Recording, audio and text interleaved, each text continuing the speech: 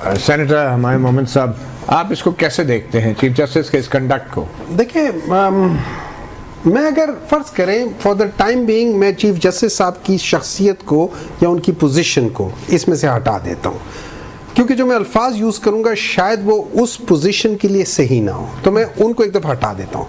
फ़र्ज़ करें मैं एक जगह बैठा हुआ हूँ और मैं बाज़ काम कर रहा हूँ और मुझे किसी से बात नहीं करनी चाहिए और वो कोई चीज़ आ जाती है, और मैं जैसे अभी बात कर रहे थे कि ये चीज़ जिसमें आपका अपना किरदार था और जिसमें आपने एक बात ये भी कही थी कि बिला मुकाबला पार्टी जो इलेक्शंस होते हैं उसमें किसी ने वोट नहीं दिया, इसका मतलब है कोई आपको पसंद नहीं करता इसलिए वोट नहीं दिया। ये उनके अल्फाज हैं और उसमें उन्होंने अली जफर साहब को सामने रखते हुए कि मिसाल दी थी कि जी जब आपको वोट ही नहीं पड़ा तो इसका मतलब यह है कि कोई और चॉइस होती शायद उसको देते, आपको कोई पसंद नहीं करता। सर, गैर मुल्की हुकूमत को खत लिखने के खत लिखने से उन्होंने अपनी वो जो कहते हैं ना कि जो गिल्टी कॉन्शियस होता है, मैं वो मुहावरा नहीं उर्दू का इस्तेमाल करना चाहता, लेकिन जो गिल्टी कॉन्शियस होता है वो इस तरह के जवाब दे देता है।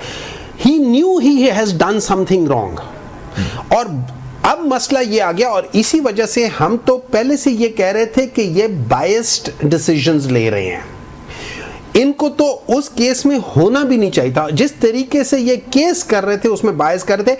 अब सवाल उठता है कि इसकी जो अपील है उसका क्या होगा, इनको क्या होगा। नंबर 2 मेरा एक सवाल उठता है, सुप्रीम जुडिशियल काउंसिल से सवाल उठता है, क्या अगर कोई जज, सुप्रीम कोर्ट का कोई जज डायरेक्टली किसी फॉरेन उसको ऐसा करे, क्या उनके ऊपर रेफरेंस बनता है?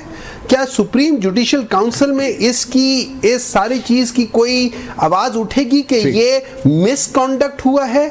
अगर ये मिसकॉन्डक्ट हुआ है by the chief justice of Pakistan, should he be taken into account in supreme judicial council? सवाल उठता है।